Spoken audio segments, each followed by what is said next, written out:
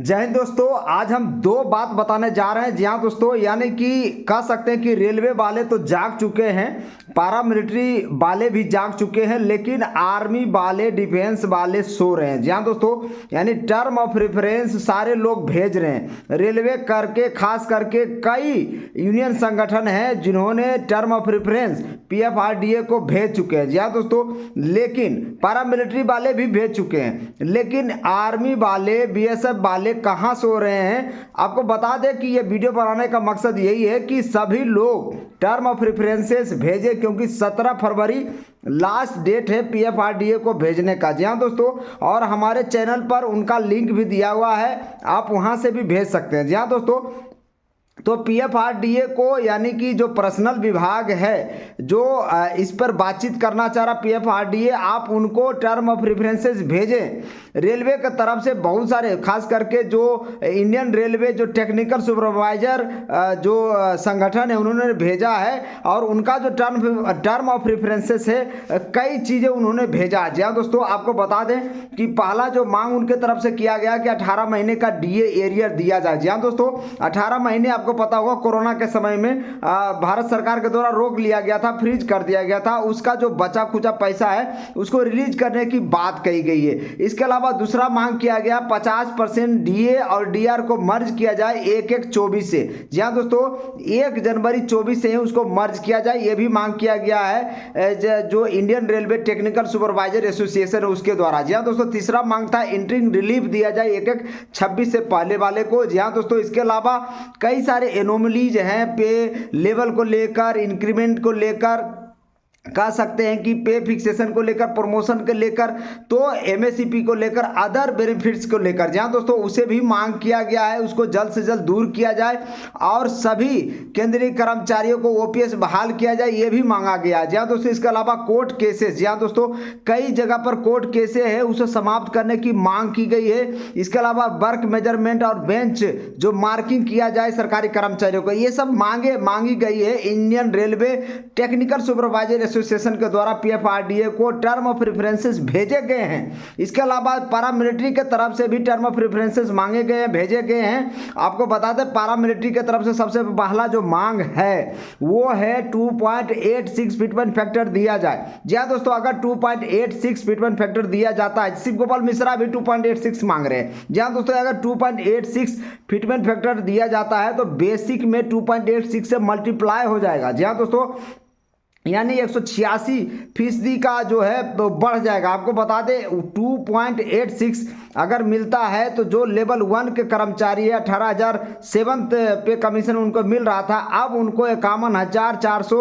से भी ज़्यादा रुपया उनको मिलेगा बेसिक, और उसके ऊपर आप जोड़ लीजिए डीए 0 हो जाएगा, लेकिन एचआरए और टीए भी मिलेगा। जी हाँ दोस्तों, तो इस तरह से काफ़ी वेतन बढ़ जाएगा। जी हाँ दोस्तों, तो जो मिलिट्री वाले हैं उन्होंने मांग किया, पहला ही मांग उनका है 2.86 फिटमेंट फैक्टर दिया जाए। दूसरा मांग है पारा मिलिट्री भत्ता दिया जाए। तीसरा मांग है कि पारा मिलिट्री फोर्सेस को ओपीएस दिया जाए। जी हाँ दोस्तों, ये सब मांगे। इसके अलावा 1 रैंक 1 पेंशन भी मांग रहे हैं पारा मिलिट्री फोर्स वाले। शहीद का दर्जा दिया जाए, चिल्ड्रन एजुकेशन अलाउंस 12th तक नहीं, ग्रेजुएशन तक दिया जाए, और जो भी भत्ता मिलता है इनकम टैक्स से मुक्त किया जाए, और जो रोड टैक्स है उस सब से फ्री किया जाए। ये सब मांगे पारा मिलिट्री के तरफ से दिया गया टर्म ऑफ रेफरेंसेस के तौर पर पीएफआरडीए को। लेकिन डिफेंस वाले कहां सो रहे हैं? जहां दोस्तों उनके लिए चिंता का विषय है। हो सकता गुपचुप तरीके से वो दे दिए होंगे, लेकिन आपको बता दें रेलवे के द्वारा जो दिया गया पीएफआरडीए को उसका भी लेटर है हम लोग के पास।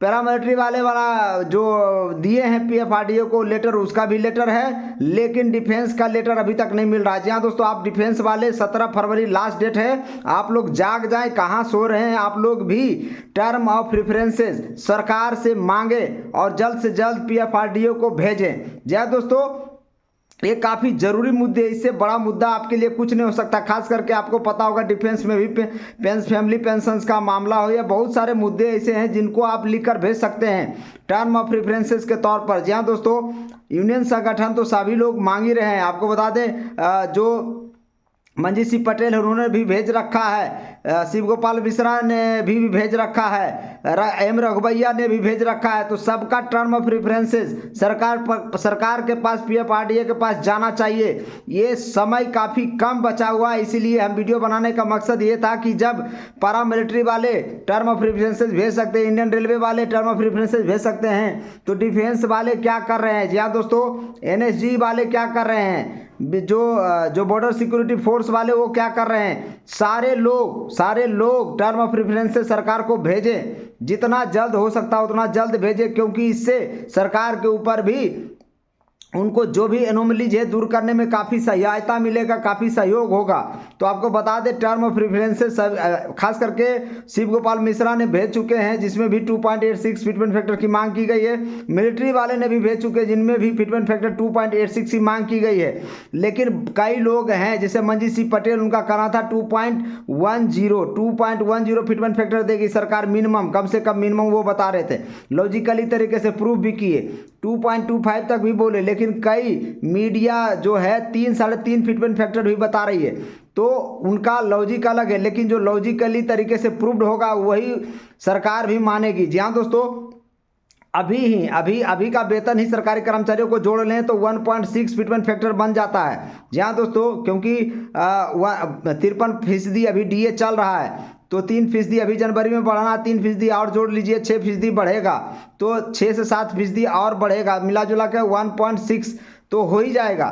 तो इस तरह से आप उसके ऊपर अगर आप 10% भी बढ़ाते हैं तो 1.6 और जोड़ लीजिए तो 1.76 फिटमेंट फैक्टर हो जाता है। अगर 20% सैलरी बढ़ाते हैं तो आपका 16 दूनी 32 यानी 0.32 जोड़ लीजिए, 1.6 प्लस 0.32 यानी 1.92 फिटमेंट फैक्टर हो जाता है। अगर 30% बढ़ाते हैं तो इस तरह से 2.08 हो जाता है। तो इस तरह से फिटमेंट फैक्टर क्या सूट करेगा आने वाला वक्त बताएगा। लेकिन जब अध्यक्ष पद का अनाउंसमेंट होगा, उनके 2 सहयोगी का अनाउंसमेंट होगा, उसके बाद जब रिपोर्ट तैयार होगा वो सरकार के सामने सिफारिशें लागू के लिए जाएंगे, उसमें पता चलेगा कि फिटमेंट फैक्टर कितना रखी है सरकार ने। जी हाँ दोस्तों, लेकिन अभी सब लोग कयास लगा रहे हैं, मीडिया तो 3.5 तक बता रही है, लेकिन आपको हम बता दें फिटमेंट फैक्टर हो सकता है 1.92 से लेकर 2.80 तक हो, क्योंकि सुभाष चंद्र गर्ग जो एक्स सेक्रेटरी है उनका साफ कहना था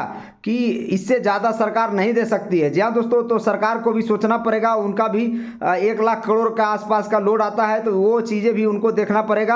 आपको बता दें कि फिटमेंट फैक्टर, इससे सरकारी कर्मचारियों को काफ़ी फायदा होने वाला है। टर्म ऑफ रेफरेंसेस आप लोग सभी लोग भेजें, जितना जल्द हो सकता है भेजें, क्योंकि जितना ज़्यादा आप लोग टर्म ऑफ रेफरेंसेस भेजेंगे सरकार को भी सहूलियत होगी और वो कंपेयर करेगी सारे डिपार्टमेंट से। जी हाँ दोस्तों, आपको पता होगा जब भी 8 पे कमीशन की गठन होता है या कोई भी पे कमीशन का गठन होता है तो 72 डिपार्टमेंट है हमारे सरकारी, वो सारे डिपार्टमेंट से डेटा लिया जाता है। तो टर्म ऑफ रेफरेंसेस भी एक तरह का डेटा है 8 पे कमीशन की गठन के लिए, तो यूपीएस की गठन के लिए, ये सब चीज़ें के लिए मांगी गई है। आप लोग जरूर पीएफआरडीए को टर्म ऑफ रेफरेंसेस भेजें या फिर पर्सनल डिपार्टमेंट को टर्म ऑफ रेफरेंसेस भेजें, ताकि वो अपने जो सारे डिपार्टमेंट से एक्यूमुलेटिव जो उनके पास जाएगा, जितना ज़्यादा संख्या बल होगा, जितना ज़्यादा उनका प्रोबेबिलिटी उतना ज़्यादा बढ़ जाएगा। हो सकता है फिटमेंट फैक्टर 2.86 भी दे दे सरकार, ऐसा प्रोबेबिलिटी हम बता रहे हैं, क्योंकि अगर ज़्यादा लोग 2.86 मांगेंगे, जिस तरह से शिव गोपाल मिश्रा ने मांगा, मिलिट्री पैरामिलिट्री वाले ने 2.86 मांगे हैं, तो इस तरह से अगर सभी लोग 2.86 मांगेंगे तो सरकार के ऊपर एक प्रेशर बनेगा और सरकार जो है हो सकता है 2.86 ना देकर के कुछ कम करके 2.57 ही दे दे, 2.32 दे दे, 2.30 दे दे, इस तरह से दे सकती है। अगर 2.3 से भी ज़्यादा फिटमेंट फैक्टर जाता है तो सरकारी कर्मचारियों के लिए बल्ले बल्ले मौज हो जाएगी। जी हाँ दोस्तों, यानी काफ़ी वेतन बढ़ जाएगी, और जिस तरह से इन्फ्लेशन बढ़ रहा है उस तरह से अगर फिटमेंट फैक्टर भी दिया जाता है तो आपको बता दें बहुत अच्छा सैलरी बनने जा रहा है सरकारी कर्मचारियों को। फिलहाल मेरे चैनल को लाइक करिए, शेयर करिए, सब्सक्राइब करिए, और डिफेंस वाले आप कान खोलकर सुन लीजिए, आप टर्म ऑफ रेफरेंसेस सरकार को जरूर भेजें। जय हिंद, जय भारत।